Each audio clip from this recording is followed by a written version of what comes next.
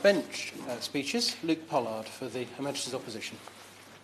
Thank you, Mr Holloway. And can I congratulate my friend from Barnsley Central for proposing this debate and for speaking so eloquently, not only on the need for planting more trees, but planting the right trees in the right place as well. Whether you are a tree hugger or not a tree hugger, as the member for Strangford described themselves, a towering oak of insight or a little bush of enthusiasm, to borrow the words of my friend from Totnes, this has been a good debate. And I think the message the Minister needs to take from this is that we are all willing her on to have more ambition in terms of tree planting, in terms of this. We know that there is much cutting and pasting of environmental soundbites, often three-word statements: build back better, green industrial revolution, green new deal. What we do need is the policy and the delivery to be stapled to those soundbites. And I think what we've heard today is a cross-party endorsement of delivery and ambition to be combined together if we are to achieve the level of tree planting that I think we all want to see in this country. We are in a climate and ecological emergency, and members on all sides have raised not only the benefits that come from tree planting in terms of carbon sequestration, biodiversity gain, but also the benefits to mental health and well-being that was so clearly articulated by my own friend from Barnsley Central in his opening remarks. We know that the benefits of tree planting are immense. Scientists predict that a worldwide tree planting programme could remove 2/3 of all emissions from human activities, and that remain in the atmosphere today. The University of Exeter, a university which is proudly in my neck of the woods in the southwest, found that overall people living in greener urban areas were displaying fewer signs of depression or anxiety as well. Trees really are a cure-all medicine. They're good for our mental health, our physical health, and the health of our planet. And I think the coronavirus has shown what really matters to people. What really matters, what people value: family, friends, community, health, and nature have been in what really matters, what people value: family, friends, community, health, and nature have been, in my view, what I find. Every tree matters. Labour has always been ambitious when it comes to our plans for tree planting. We want to see 1 billion new trees planted across Britain by 2030 and 2 billion by 2040. And that's not just rows and rows of conifers, not just trees for commercial use, but a wide variety for all different species: deciduous and evergreen, British native species, and the best varieties from around the world, adding to our rich tapestry of biodiversity. And we must plant the right trees in the right place and make sure they're accessible for us all to enjoy as well. We all know that we're living in a climate emergency, but too often we forget that we're living in an ecological emergency as well. And to tackle the climate crisis and to cut carbon, we need new forests, salt marshes and peat bogs too. We need to value the biodiversity, deal with species loss, habitat loss, and make sure that we are championing not only those totemic, iconic species in Britain, like badgers and other things, but also insects, be they beetles, be they little birds, be they fantastic varieties of our animal kingdom. Nature is one of our greenest allies in defending the world from climate breakdown, and it's important that we use it now. So when we're considering all of this, it's safe to say that the England tree plan the government is currently consulting on is unambitious at best and disappointing at worst. As my friend, the member for Barnsley Central, has rightly said, there is no formal way to set targets in England, and that might be something the Minister will want to take on board from this debate. We do need to know what success looks like, and we need to know whether our tree planting efforts are going in the right direction, at the pace they're required, how many trees are being planted, but importantly, how many trees we're also losing along the way, because the government has set out the tone of planting more, but doesn't record how many we lose. So therefore, we're only really measuring one side of that equation. And I think we do need to look at both if we're to make that work. Now, the contributions we've had in this debate have been excellent. My honourable friend from Bristol East and myself share a love of Swift bricks. And they may be a breeze block with a hole in, but I think it is a present that we should send to every major developer of house building over Christmas season, because building back better must also mean building nature into our new developments. And that's not only the correct level of planting, but it's also about building bird life and nature life into the opportunity again. I think my honourable friend for York Central set out the ambition very clearly when she talks about the need for an English ambition in this respect. There are no contributors from Scotland here today in this debate, but actually if you look at the level of tree planting in Scotland, the heavy burden that Scotland is carrying for the United Kingdom, it's obscuring the lack of delivery in England. And I think that focus on English ambition that she spoke about is very important, as is the important role that tree planting can provide in providing nature-based solutions for flood alleviation. That's especially important in those areas that have been hardest hit by floods, York being one of those in recent years. The balance being tipped against nature, I think, is a very good way of describing our current planning system. And actually, one of the questions that I have for the Minister in relation to that is whether she could speak to her colleagues in the Treasury about where the Dasgupta review has got to. Because the government started a review into the economic value of biodiversity.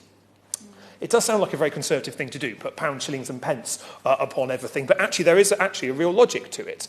If we don't value biodiversity in the economic decisions we're making, it means effectively nature is worthless in those decisions. And we've seen an interim report from the Treasury from the Dasgupta review, which I think pointed in the right direction in most cases, but we don't have a timetable for when the final report will be published, and I think that would be very useful in respect of this. The Honourable Member for Hayward and Middleton spoke passionately about echoing the remarks from Barnsley, my honourable friend from Barnsley Central, about the importance of the Northern Forest. And I think setting up tree planting in a way that is accessible to people, I think is a really important part of what we have to achieve, because rows and rows of conifers, as I described them, are really important for our commercial forestry business. And indeed, we need that to improve, because Britain is a huge importer of wood when we should be growing it and using more of our own in this respect. But we also need to make sure that it is accessible, because woodland can make a real big difference to our mental health, to our physical health as well, and that needs to be baked in to our environment. I think my friend for Holton, Runcorn and Widnes, described it, I think, very well when he argued the case for councils to be at the forefront of re-wooding. Borrowing the words from my friend from Barnsley Central, town hall led, not Whitehall driven, which I think was a very, my friend from Barnsley Central, town hall led, not Whitehall driven, which I think was a very good way of describing it. Every town should have a new wood, I think, is a really important part. Green space. But actually, when we're looking at what constitutes a green space, we should also look at what is the nature-rich environment that we want to create in our urban areas, and indeed in our semi-rural areas as well. The idea that just because you live near a field means you live near accessible nature is not always the case. And we need to remember that more accessible nature for all communities is an important part of where we go. My honourable friend for Totnes is always good value in these debates, I enjoyed his remarks. The Searle bunting is a really important bird, as is many of the birds that exist not only along the south coast of Devon, but extending through Plymouth and into Cornwall as well. I think the challenge around common land tree planting is an interesting one, and that hasn't really been raised in the debate to date, and I would encourage him to continue posing those challenges about how that works, preserving the values of common land and the accessibility of it, importantly. I think there is a good case and a good campaign in the making from the honourable gentleman there. Mr Holloway, in Plymouth, we've fought hard against the initial plans of David Cameron to sell off our forests. I led the campaign to save Cam Woods from sale, and that is a woodland that is now really reaping the benefits of the people valuing it because of its potential of being lost.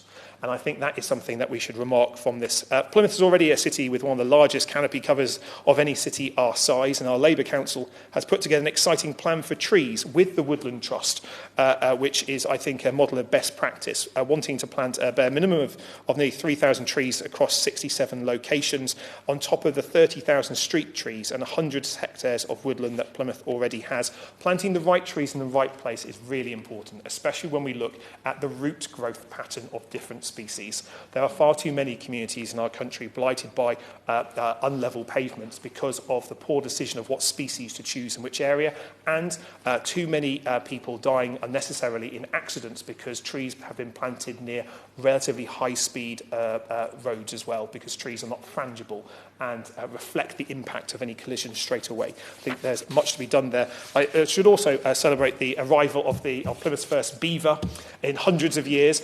We will need some more tree planting to cope with our little friend the beaver and in its efforts to prevent to dam up the river around Forder Valley, which is an important part of our flood prevention strategy.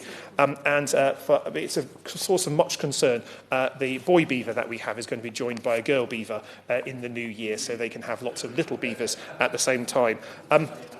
This debate also touched briefly on ancient woodlands, and I think it is a really important part of the debate because once lost, it can never be replaced. We only have 3% of our land as ancient woodlands, and I would like to see the England Tree Strategy commit to preventing any further loss and restoration of all plantation on ancient woodland sites along the way.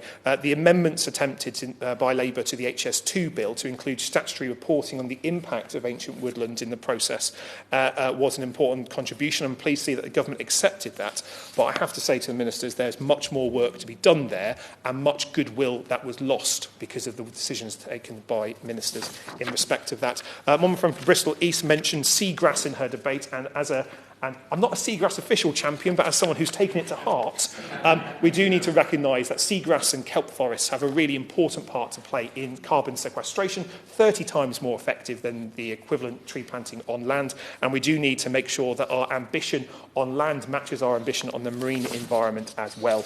I think that is really important. Mr Hollowbone, it's really important that this ambition that is increased from ministers for tree planting and the England Tree Strategy is truly cross-departmental, and that means making sure that Highways England, Network Rail, other public bodies have the same ambition baked into their particular values. But what I've heard today, I think, should be leave the Minister in no doubt that we want to see the Minister succeed in planting level of trees she's committed to and go much, much further. Thank you.